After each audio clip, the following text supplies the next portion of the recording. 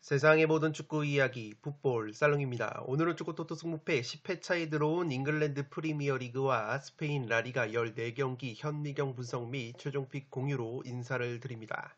이 주중에 펼쳐졌었던 승무패 9회차에서 1등 적중자가 나오지 않으면서 5억 5천만 원이 이월이 됐습니다. 유로파리그와 유로파 컨퍼런스 리그답게 상당히 난해한 결과들이 속출이 됐고 풋볼살롱은 구독자 여러분들에게 소액으로만 접근을 하시고 이 다가오는 승무패 10회차가 메인이기 때문에 승무패 10회차 분석에 집중을 하시라고 말씀을 드렸기 때문에 오늘 축구토토 승무패 10회차 현미경 분석은 9회차 분석보다 훨씬 더 풍성한 내용을 준비해서 찾아왔습니다. 그렇기 때문에 항상 말씀을 드리지만 풋볼살롱의 최종픽만 그대로 가져가지 마시고 풋볼살롱이 전해드리는 살롱 코멘트 분석 내용을 기반으로 나만의 픽을 조합을 하셔야 고등수 적중에 가까워지실 수 있습니다. 지금 보시는 프로토 12.4배 주력 적중 내역은 풋볼살롱이 수요일 저녁에 목요일 새벽에 펼쳐진 챔피언스리그 경기와 EPL 경기들로 멤버십 킹 등급 분들에게 직접 조합 및 구매를 해서 공유를 드린 프로토 적중 내역이라고 보시면 되겠습니다. 최근에 풋볼살롱이 멤버십 킹 등급 분들에게 공유드리고 있는 프로토 조합들이 연속해서 적중이 되고 있는데 이렇게 12.4배부터 2.6배, 2.5배처럼 이 정배 주력 조합뿐만 아니라 풋볼살롱의 트레이드 마크라고 할 수 있는 산모 조합 28.1배, 그리고 투폴 무자비 조합 9.8배, 산무조합 32.8배 같이 이렇게 투폴 무자비 그리고 산무조합 다양한 정배 주력 조합까지 적중이 되고 있어서 많은 풋볼살롱 멤버십 킹 등급 분들이 승무패 분석을 앞두고 승무패 총알을 두둑하게 장전을 하셨습니다. 풋볼살롱 멤버십 킹 등급으로 합류를 하시면 하루에 299원이라는 상당히 합리적인 비용으로 풋볼살롱이 매 회차마다 직접 조합 및 구매를 하는 양질의 프로토 조합픽을 공유 받으실 수 있습니다. 프로토뿐만 아니라 풋볼살롱이 직접 조합 및 구매를 하는 축구 토토 승무패 추가 조합픽도 받아보실 수 있는데 이 승무패 추가 조합픽 같은 경우에는 현미경 분석 동영상에서 말씀을 드리는 최종픽보다 폴더 수를 줄여서 구매 금액은 적게 가져가면서 보다 과감하게 독식 이변을 위주로 하는 독식픽이라는 점을 참고를 하셔서 멤버십 킹 등급으로 합류를 하시면 승무패와 프로토 두 마리 토끼를 한 번에 잡으실 수 있는 장점이 있습니다. 지금 보시는 프로토 93.9배 고배당 적중 내역은 풋볼살롱 멤버십 전용 네이버 카페에서 활동을 하시는 제야의 고수분께서 직접 조합 및 구매를 하신 다음에 풋볼살롱 멤버십 카페에만 독점으로 공유를 한 적중 내역이라고 보시면 되겠습니다. 풋볼살롱 멤버십 킹 등급 전용 카페에는 1,500명가량의 고수분들께서 활동을 하고 계시고 이 풋볼살롱 멤버십 카페에서만 보실 수 있는 양질의 조합픽을 이렇게 공유를 해 주셔서 많은 분들이 참고를 하셔서 함께 적중을 하는 문화가 예전부터 자리를 잡고 있다고 보시면 되겠습니다. 그렇기 때문에 풋볼살롱 멤버십으로 합류를 하시면 풋볼살롱 멤버십 킹 등급 전용 카페를 통해서 풋볼살롱의 자료뿐만 아니라 이렇게 제야의 고수분들이 구매를 하시는 양질의 조합픽까지 추가적으로 받으실 수 있는 혜택이 있다고 보시면 되겠습니다. 한 가지 주의를 하셔야 될 것은 풋볼살롱 멤버십 킹 등급으로 가입을 하셔야 모든 혜택을 받으실 수 있습니다. 이 노블레스와 로열 등급은 작년부로 폐지가 된 등급이기 때문에 이 노블레스나 로열 등급으로 가입을 하실 경우에는 멤버십 전용 카페 혜택을 받으실 수 없기 때문에 킹 등급으로 가입을 해 주시면 되겠습니다. 승무패 10회차 현미경 분석 1부 첫 번째 경기는 소시에다드와 RC 셀타비고의 경기입니다. 저는 소시에다드의 단통 승리로 가보도록 하겠습니다. 이 독식을 노려보실 분들은 과감하게 셀타비고의 승리까지 받쳐보실 것을 추천드리도록 하겠습니다. 통계적인 부분은 화면을 멈추셔서 구독자 여러분들이 확인을 해 주시기 바랍니다. 살롱 코멘트 분석으로 빠르게 넘어가서 분석을 진행을 하도록 하겠습니다.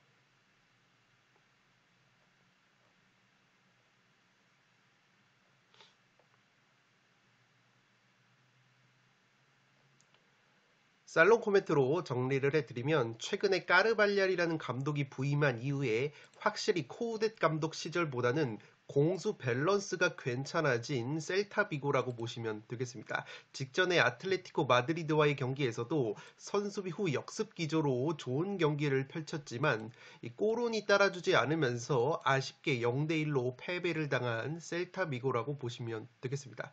이 까르발얄 감독 부임 이후에 상대가 전방 압박에 강점이 있는 팀들을 상대로 셀타비고가 괜찮은 성적을 거두고 있는데 지금 보시는 것처럼 파랑색 네모로 표시를 해둔 팀들이 압박이 강한 팀들인데 라요 그리고 비아레알, 빌바오를 상대로 셀타비고가 패배가 없었을 만큼 전방 압박이 강력한 팀들을 상대로 좋은 경기를 펼치고 있는 최근의 셀타비고라고 보시면 되겠습니다. 지금 보시는 것처럼 압박 지표 면에서 이 소시에다드가 바르셀로나 다음으로 라리가에서 빡센 전방 압박을 펼치는 팀이기 때문에 셀타비고가 최근에 압박이 좋은 팀을 상대로 좋은 모습을 보였다는 것은 셀타비고로서는 호재라고 보시면 되겠습니다.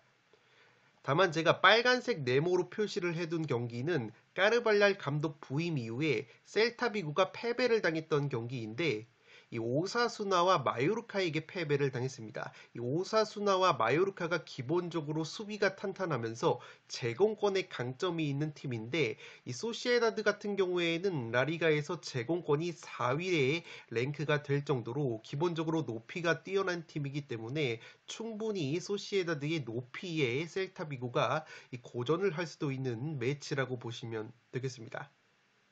특히나 셀타비고라는 팀이 지금 보시는 것처럼 세트피스 상황에서 실점이 7골이나 되기 때문에 이 소시에다드가 제공권을 앞세운 뚝배기 세트피스 한 방으로도 셀타비고의 골문을 공략할 수 있는 경기가 되지 않을까 싶습니다.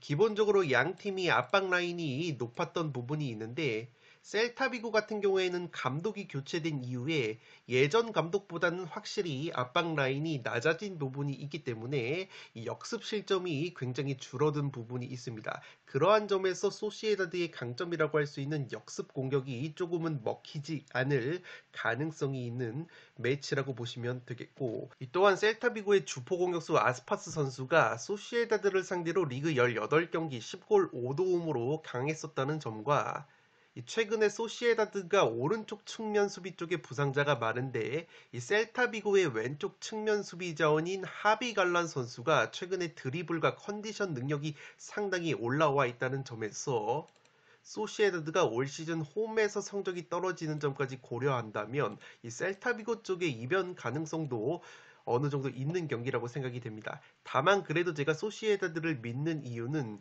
이 소시에다드가 최근에 셀타비고를 상대로 8승 2패 압도적인 상대 전적의 우위가 있고 이 소시에다드의 원년 에이스라고 볼 수 있는 오야르사발 선수가 리그 12경기 셀타비고를 상대로 5골을 넣었던 좋은 기억이 있기 때문에 충분히 소시에다드가 홈에서 천정 면모를 보여주지 않을까 싶습니다. 1번 경기는 소시에다드의 단통 승리로 가는데 독식을 노려보실 분들은 셀타비고의 승리까지 추천을 드리도록 하겠습니다.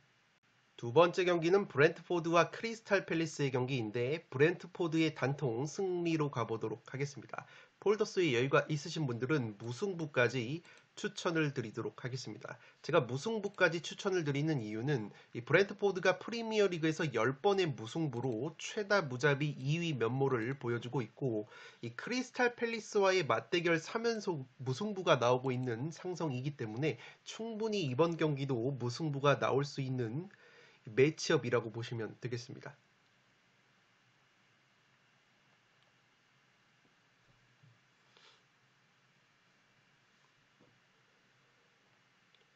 살롱 코멘트로 정리를 해드리면 양팀이 의외로 공격적인 강점이 상당히 비슷하다고 보시면 되겠습니다. 항상 색깔이 비슷하면 그 색깔을 더 잘 살리는 팀이 유리한 경기를 한다고 말씀을 드리는데 지금 보시는 것이 프리미어리그 역습 공격 통계인데 브렌트포드가 역습 득점이 5골로 전체 2위를 달리고 있고 크리스탈 팰리스도 역습이 강점인데 브렌트포드보다는 역습 공격에 의한 득점이 2골이 더 적기 때문에 브렌트포드가 역습이 좀 더 강력하다고 보시면 되겠습니다. 또한 양팀 모두 롱볼을 활용한다는 공통점이 있고 이 무엇보다 세트피스 한 방이 굉장히 강력한 부분이 있는데 양 팀 모두 세트피스 득점이 각각 9골과 8골로 프리미어리그 상위권을 달리고 있다고 보시면 되겠습니다. 다만 전체적인 제공권 측면이나 세트피스 상황에서의 공격 위협도를 고려하면 브랜트포드의 세트피스 공격력이 좀 더 강력하다고 볼 수 있겠는데 이 중요한 건 세트피스 실점 지표라고 보시면 되겠습니다.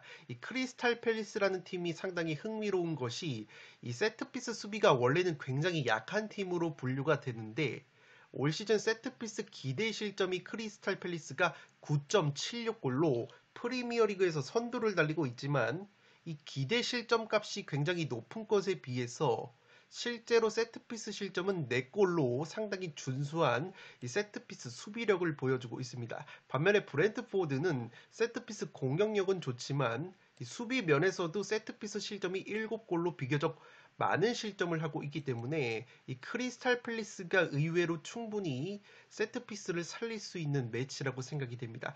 특히나 최근에 크리스탈 팰리스가 리그 4경기에서 3골을 넣었는데 그 3골이 모두 세트피스에서 나왔을 정도로 크리스탈 팰리스 역시 세트피스 한 방이 날이 서 있다고 보시면 되겠습니다. 이 크리스탈 같은 경우에는 주전 장신 수비수 안데르센 선수가 최근에 부상으로 빠져 있는데 이 선수가 헤딩, 뚝배기, 클리어링이 상당히 좋은 수비수이기 때문에 이 안데르센 선수의 복귀 여부가 크리스탈로서는 상당히 중요하다고 보시면 되겠습니다. 이 브랜트포드 같은 경우에는 올 시즌 뉴캐슬 다음으로 프리미어리그에서 2번째로 많은 무승부를 캐고 있고 이 크리스탈 팰리스 역시 최근에 무자비 면모를 보여주면서 최다 무자비 3위 팀이기 때문에 양 팀의 맞대결에서 무승부가 3연속 나오고 있는 만큼 이번에도 무승부가 나와도 이상하지 않은 매치라고 보시면 되겠습니다. 이 현재 크리스탈 팰리스의 공격수 자아 선수가 훈련장에 복귀했다는 소식이 있기 때문에 만약에 크리스탈이 윌프레드 자아 선수까지 깜짝 부상해서 복귀할 수 있다면 이 경기는 브랜트포드가 상당히 의외로 어려운 경기를 할 수도 있지 않을까 싶습니다. 이번 경기는 브랜트포드의 단통 승리로 가는데 폴더스의 여유가 있으신 분들은 무승부까지 추천을 드리도록 하겠습니다. 세 번째 경기는 브라이튼과 풀럼의 경기인데 승무패로 지어보도록 하겠습니다. 이 경기는 개인적으로 어느 한쪽으로 기우는 매치는 아니라고 생각이 되기 때문에 이 승무패로 지으면서 이 풀럼 사이드 이변까지 한번 가져가 보도록 하겠습니다.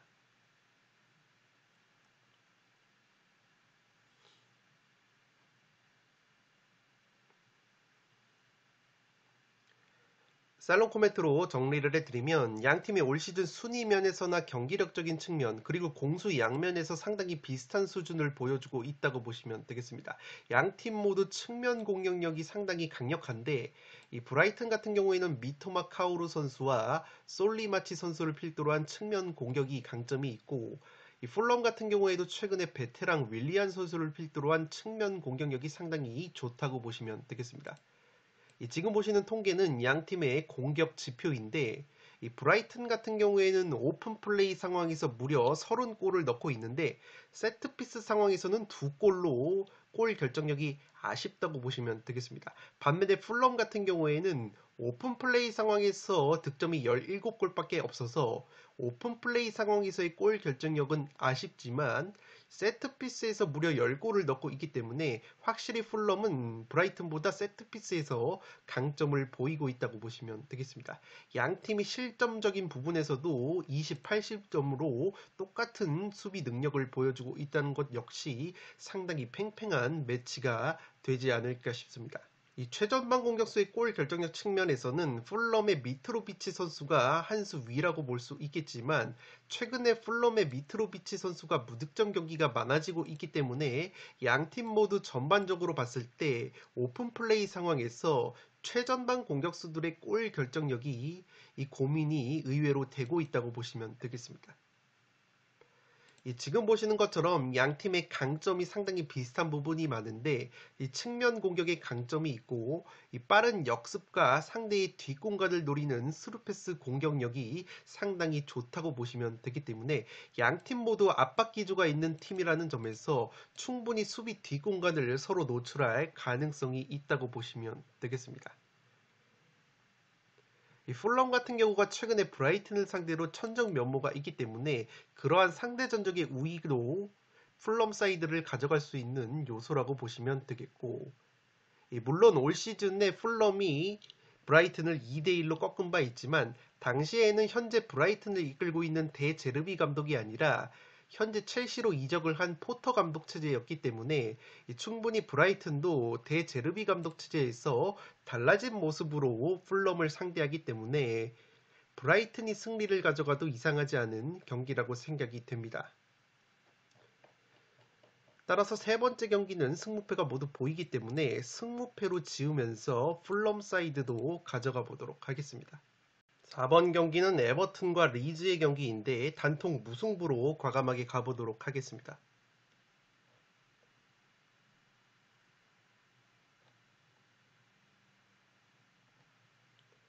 살롱 코멘트로 정리를 해드리면 양팀 모두 최전방 공격수에 대한 고민이 깊다고 보시면 되겠습니다. 에버튼 같은 경우에는 칼버트 루인 선수가 또다시 부상이 재발하면서 출전 여부가 불투명한 상황이고, 리즈 같은 경우에도 주포 공격수 로드리구가 빠진 이후에 최전방 무게감이 상당히 떨어져 있다고 보시면 되겠습니다.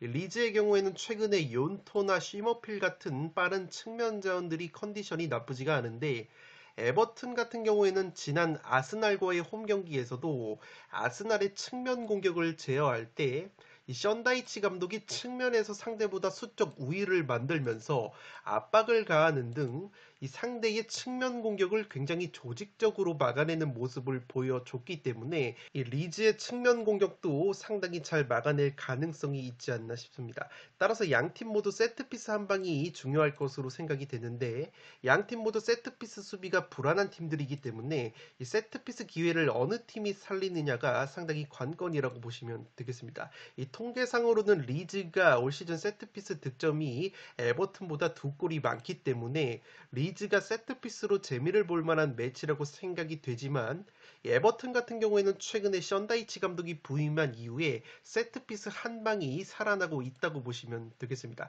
특히나 과거에 션다이치 감독과 번리에서 한솥밥을 먹었었던 에버튼의 수비수 타코우스키 선수가 이 번리 시절이 굉장히 세트피스가 강력했던 수비수인데, 이 선수가 션다이치 감독이 부임하자마자 번리 시절만큼의 뚝배기 한 방을 보여주고 있기 때문에 에버튼 역시 충분히 리즈의 세트피스 수비를 공략할 수 있는 매치가 되지 않을까 싶습니다. 최근에 리즈가 감독이 경질이 됐었는데 후임 감독을 물색을 하다가 결국에는 감독 선임에 실패를 하면서 이 감독 대행을 맡았었던 스쿠발라라는 감독 대행을 올 시즌 잔여 기간 임시 감독으로 임명이 됐다고 보시면 되겠습니다. 따라서 감독 교체에 따른 분위기 쇄신은 확실히 에버튼 쪽이 더 크다고 볼 수 있겠는데, 이 에버튼 같은 경우에는 직전 리버풀 원정에서 리버풀의 빠른 역습에 고전을 했는데, 지금 보시는 것처럼 프리미어 리그에서 역습 실점이 8골로 가장 많은 역습 실점을 하고 있는 것이 바로 에버튼이기 때문에 리즈 특유의 돌격 앞으로 역습 한 방에도 에버튼이 의외로 고전할 수 있는 매치가 되지 않을까 싶습니다.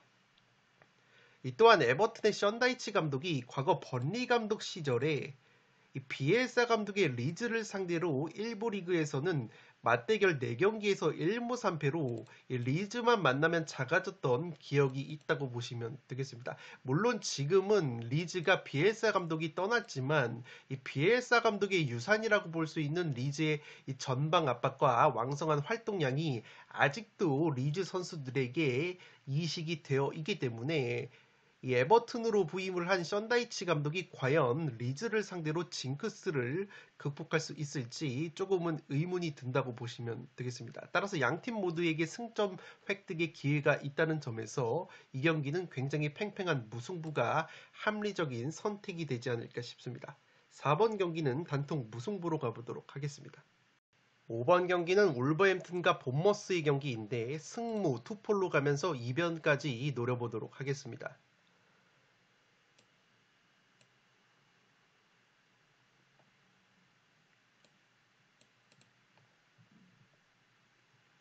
살롱 코멘트로 정리를 해드리면 이 경기는 최근 분위기적으로는 울버햄튼 쪽이 유리해 보이지만 이 투표율이 너무 울버햄튼 쪽으로 몰렸다는 생각이 들고 있습니다. 최근에 울버햄튼이 로페테기 감독 부임 이후에 리그 5경기 3승 1무 1패 호성적을 보여주고 있는데 상성적으로 봤을 때 본머스를 상대로 굉장히 고전할 수 있는 매치라고 생각이 됩니다.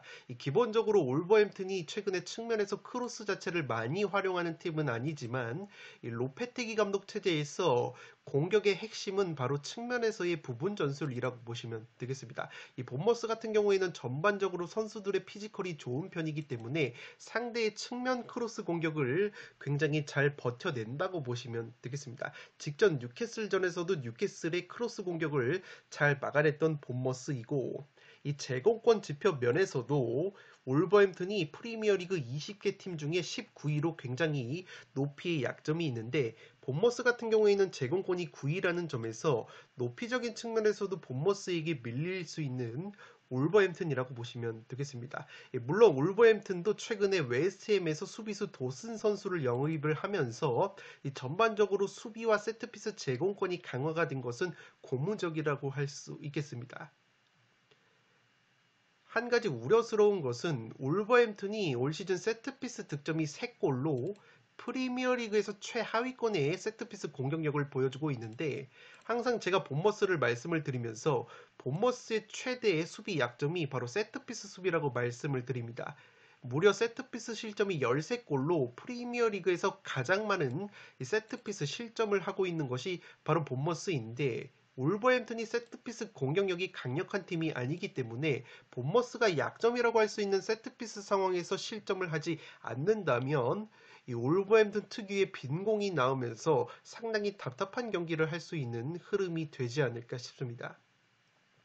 특히나 본머스가 최근에 겨울 이적 시장에서 영입을 한 공격 자원들의 퀄리티가 상당히 괜찮은데 오른쪽 측면의 와타라 선수와 2선 쪽의 트라오레 선수가 상당히 드리블도 좋고 특히나 이 와타라 선수가 오자마자 어시스트를 2개나 기록을 하면서 이 적응을 마쳤기 때문에 영입생 공격 자원들의 퀄리티가 나쁘지 않은 본머스라고 보시면 되겠습니다. 또한 본머스가 영입 자원뿐만 아니라 최근에 부상으로 이탈이 됐었던 에이스 자원인 솔랑키와 테머니어까지 공격에 복귀를 했기 때문에 이 경기력이 올라올 가능성이 상당히 높다고 보시면 되겠습니다. 울버햄튼이 최근에 본머스 상대로 상대 전적에 우위가 있지만 이 승리를 거뒀던 경기 역시 한 골차 끈적 승부가 많았고 올 시즌에는 이미 0대0 무승부를 거뒀던 매치업이기 때문에 본머스의 최근의 영입생 효과 그리고 부상 자원들의 복귀까지 고려를 한다면 이 경기는 무승부는 충분히 가져갈 볼만한 매치가 되지 않을까 싶습니다. 5번 경기는 승무 투폴로 가보도록 하겠습니다. 6번 경기는 베티스와 바야돌리드의 경기인데 이 경기도 승무 투폴로 가면서 이변까지 한번 노려보도록 하겠습니다.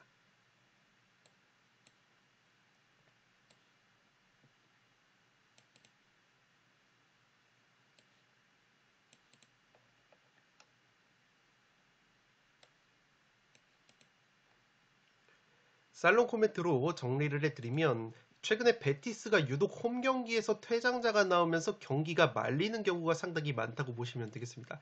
지금 보시는 것처럼 베티스가 최근에 라리가 홈 5경기에서 2무 3패로 승리가 없는데 이 홈 5경기 중에서 무려 4경기가 퇴장자가 발생이 됐다고 보시면 되겠습니다.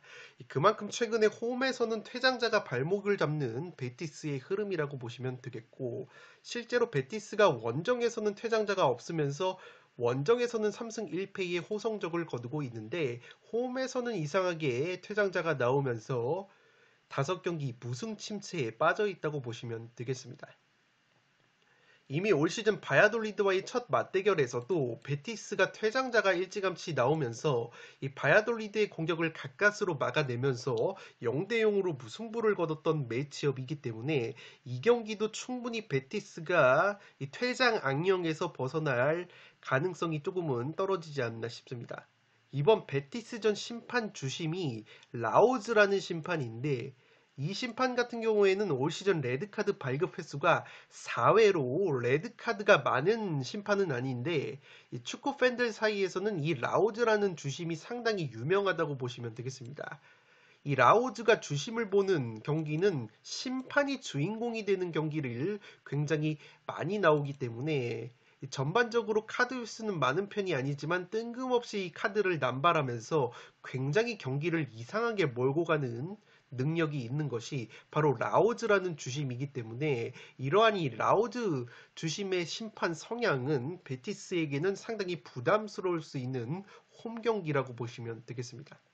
또한 베티스가 가장 많은 골을 넣고 있는 이글레시아스라는 공격수가 손 부상 여파로 이번 경기 출전 여부가 불투명하다는 소식이 있습니다. 이 선수가 최근에 모든 대회 11경기에서 한 골로 골 감각이 굉장히 저조했지만 이글레시아스가 그래도 직전 경기에서는 골대를 2번이나 강타를 하면서 기대감을 조금 높인 부분이 있었는데 어쨌든 이글레시아스가 최전방에 결정이 된다면 베티스로서는 상당히 공격 누수라고 보시면 되겠습니다. 바야돌리드가 최근에 라리가 3경기 2승 1무 무패를 달리고 있는데 이 3경기에서 무실점을 기록을 했을 정도로 최근에 수비 집중력이 굉장히 좋다고 보시면 되겠습니다.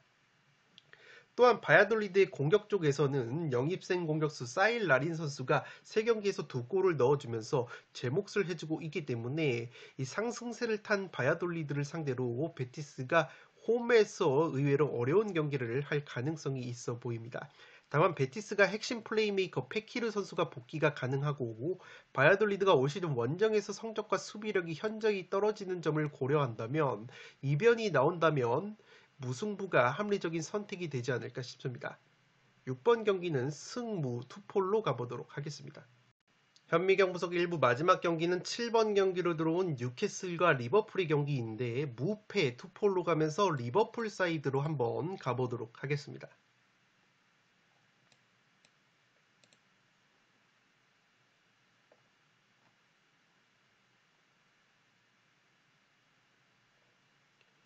살롱 코멘트로 정리를 해드리면 올 시즌 뉴캐슬이 프리미어리그에서 딱 한 번 패배를 당했는데 그 패배가 지난 8월달 리버풀 원정에서 1대2로 극장골로 패배를 당했던 경기라고 보시면 되겠습니다. 그만큼 최근에 리버풀이 뉴캐슬을 상대로 천정면모가 있는데 리버풀을 상대로 뉴캐슬이 10경기에서 2무 8패로 승리가 없다고 보시면 되겠습니다. 직전 뉴캐슬 같은 경우에는 본머스 원정에서 또다시 1대1 무승부로 덜미가 잡혔는데 뉴캐슬이 선제 실점을 당했다고 보시면 되겠습니다. 뉴캐슬 같은 경우에는 지난 9월달 홈경기 본머스와 1대1로 비겼을 때도 본머스에게 유독 선제 실점을 당했는데 그 이후로는 뉴캐슬이 선제 실점을 당한 적이 없었는데 또다시 본머스를 만나서 선제 실점을 당했던 것을 고려를 하면 약했던 팀에게 확실히 약한 모습을 보여주는 뉴캐슬의 성향이라고 보시면 되기 때문에 올 시즌 리그에서 유일하게 패배를 안겨준 리버풀을 만나서 상당히 고전할 수도 있는 흐름이라고 보시면 되겠습니다.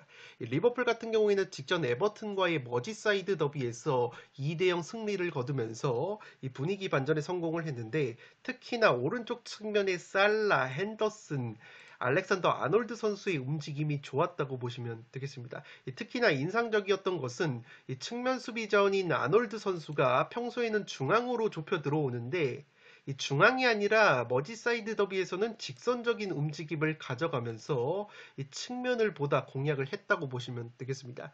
이 뉴캐슬 같은 경우에는 왼쪽 측면 수비수로 나오는 선수가 이 댄번이라는 장신의 수비수인데 이 선수가 굉장히 키가 크다 보니까 제공권과 피지컬은 좋은데 확실히 스피드 면에서 약점을 보일 때가 있습니다. 직전 본머스전에서도 본머스의 와타라 같은 빠른 자원들을 막아냄에 있어서 이 댄번 선수가 상당히 스피드적으로 애를 먹었던 부분이 있는데 따라서 이 오른쪽 측면 리버풀의 살라, 핸더슨 그리고 알렉산더 아놀드 선수가 스피드를 활용한 역습을 댄번 쪽으로 전개를 한다면 충분히 리버풀이 역습으로도 재미를 볼 가능성이 있지 않나 싶습니다. 양팀 모두 골 결정력 측면에서 아쉬운 부분이 있는데 리버풀 같은 경우에는 오픈 플레이 상황에서 기대 득점이 31골 가까이 되는데 23골을 넣고 있기 때문에 오픈 플레이 상황에서 리버풀이 골 결정력이 아쉽고 뉴캐슬은 세트피스 상황에서 기대 득점이 무려 12골에 가까운데 실제 득점은 6골에 그치고 있기 때문에 리버풀은 오픈 플레이 상황에서 그리고 뉴캐슬은 세트피스 상황에서 각각 골 결정력에 아쉬움이 있다고 보시면 되겠습니다. 이 리버풀이 세트피스 득점이 9골로 상당히 강력한 팀인데 이 뉴캐슬 같은 경우에는 프리미어리그에서 실점이 13골로 가장 적은 실점을 하면서 최고 짠물 수비 팀이지만 그 13실점 중에서 5실점을 세트피스로 당하고 있기 때문에 이 리버풀의 강력한 세트피스 한 방에 뉴캐슬이 의외로 실점을 할 가능성이 있지 않나 싶습니다. 실제 지난 1차전 맞대결에서 리버풀이 극장골도 코너킥 세트피스 상황에서 나왔기 때문에 리버풀로서는 세트피스 공격력을 살려야 하는 매치라고 보시면 되겠습니다.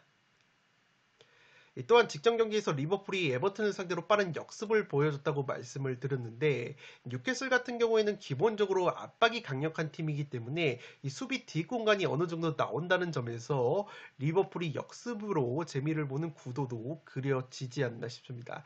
또한 뉴캐슬의 핵심 미드필더 기마랑이스 선수가 이번 리버풀전까지 퇴장 징계로 결장이 되는데 이 기마랑이스가 빠진 리그 5경기에서 뉴캐슬이 4무 1패로 승리가 없었다고 보시면 되겠습니다. 따라서 리버풀의 천정 면모와 기마랑이스의 결장, 최근 뉴캐슬의 골 결정력 난조와 프리미어리그 최다 무자비 면모까지 고려를 한다면 이 경기는 리버풀이 충분히 승점 1점 이상을 가져가 봄직한 매치가 되지 않을까 싶습니다. 다만 제가 무승부까지 바치는 이유는 뉴캐슬이 여전히 짠물 수비가 건재하고 리버풀이 올 시즌 원정에서 기복이 상당히 심하다는 점, 그리고 뉴캐슬이 최다 무자비 면모를 보여주면서 뉴캐슬의 골키퍼 닉 포프 선수가 신들린 선방 능력을 보여주고 있기 때문에 또다시 리버풀이 살라나 누네스 같은 공격수들이 골 결정력을 보여주지 못한다면 이 경기는 무승부도 충분히 나올 가능성이 있어 보입니다. 7번 경기는 무패 투폴로 가보도록 하겠습니다. 네, 이것으로 5억 5천만 원이 이월된 축구토토 승부패 10회차 현미경 분석 1부를 모두 마치도록 하겠습니다. 저는 연이어서 2부를 촬영을 해서 구독자 여러분들의 흐름이 끊기지 않도록 업로드를 해드리겠습니다. 영상이 도움이 되신 분들은 좋아요와 구독 버튼을 눌러주시면 풋볼살롱 채널에 크나큰 힘이 됩니다. 구독 버튼 옆에 종 모양의 알림 설정을 해주시면 그 누구보다 빠르게 양질의 축구 승무패 프로토 관련 분석 컨텐츠를 만나보실 수 있습니다. 지금까지 풋볼살롱이었습니다. 감사합니다.